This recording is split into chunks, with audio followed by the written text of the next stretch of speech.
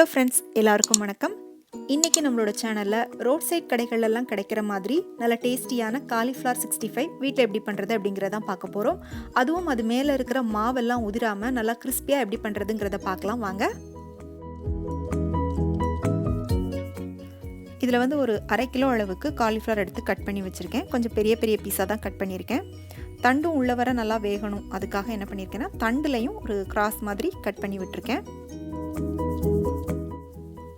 இதில் வந்து ஒரு பாத்திரத்தில் தண்ணி கொதிக்க வச்சுருக்கேன். இதில் ஒரு 1/4 டீஸ்பூன் மஞ்சள் தூளும் 1/4 டீஸ்பூன் உப்பும் சேர்த்து நல்லா கலந்துட்டு நம்ம கட் பண்ணி வச்சுருக்கிற காலிஃப்ளவரை இதில் போட்டு ஒரு 3 நிமிஷத்துக்கு இந்த சுடு தண்ணியில் அப்படியே கொஞ்ச நேரத்துக்கு நம்ம வந்து கொதிக்க விடலாம். அடுப்பை வந்து நான் ஆஃப் பண்ணலை.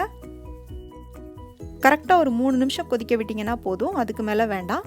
இப்போ 3 நிமிஷம் நல்லா தண்ணியில் கொதிச்சிருச்சு. இப்போ இந்த தண்ணியை சுத்தமாக வடிச்சிட்டு இந்த காலிஃப்ளவரை மட்டும் எடுத்து வேறொரு பிளேட்டுக்கு மாற்றிக்கோங்க. இதை வந்து கொஞ்ச நேரம் நம்ம ஆற விடலாம். இது ஆறுறதுக்குள்ளே இதுக்கு தேவையான மாவு ரெடி பண்ணிக்கலாம். ஒரு பாத்திரத்தில் 4 டேபிள் ஸ்பூன் மைதா மாவு போட்டுக்கோங்க. 3 டேபிள் ஸ்பூன் கார்ன்ஃப்ளவர் போட்டுக்கோங்க. அடுத்ததாக அரிசி மாவு 2 டேபிள் ஸ்பூன் போட்டுக்கோங்க. அரிசி மாவு சேர்க்கும் போது 65 இன்னும் நல்லா கிறிஸ்பியாக இருக்கும். கூடவே காரத்துக்காக மிளகாய்த்தூள் சேர்த்துக்கலாம். நான் வந்து காஷ்மீரி மிளகாய்த்தூள் சேர்த்துருக்கேன். நீங்கள் வந்து நார்மல் மிளகாய்த்தூள் கூட சேர்த்துக்கலாம். காஷ்மீரி மிளகாய்த்தூள் சேர்க்கும் போது இன்னும் வந்து கலர் நல்லாயிருக்கும்.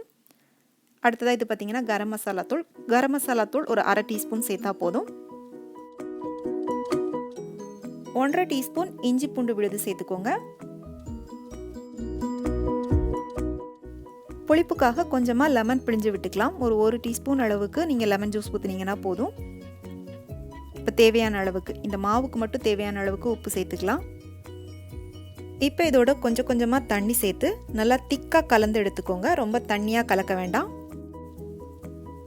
பாருங்கள், இந்த மாதிரி கன்சிஸ்டன்சியில் கலந்து எடுத்து வச்சுக்கோங்க.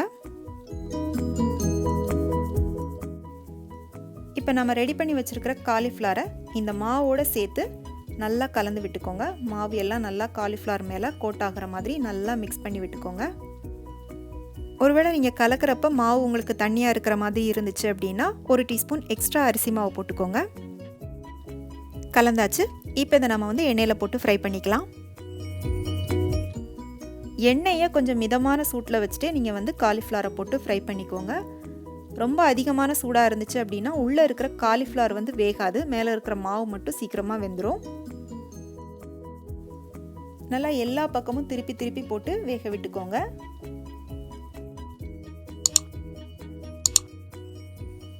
நம்மளோட சேனலில் நான் ஏற்கனவே ரெஸ்டாரண்ட் ஸ்டைல் காலிஃப்ளவர் மஞ்சூரியனுக்கான ரெசிபி வந்து அப்லோட் பண்ணியிருக்கேன். அதுக்கான லிங்க் வந்து நான் உங்களுக்கு கீழே டிஸ்கிரிப்ஷனில் கொடுக்குறேன், செக் பண்ணிக்கோங்க. இப்போ இது ரெடி ஆயிடுச்சு. பாருங்கள், மாவு வந்து கொஞ்சம் கூட எண்ணெயில் பிரிஞ்சு வரவே இல்லை.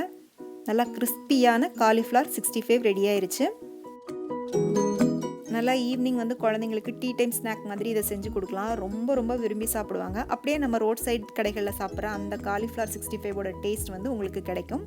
கண்டிப்பாக ட்ரை பண்ணி பாருங்கள். பிடிச்சிருந்துச்சு அப்படின்னா லைக் பண்ணிவிட்டு உங்கள் ஃப்ரெண்ட்ஸ் அண்ட் ஃபேமிலிக்கு ஷேர் பண்ணுங்கள். மீண்டும் வேறொரு ரெசிபியோடு சந்திக்கிறேன். நன்றி, வணக்கம்.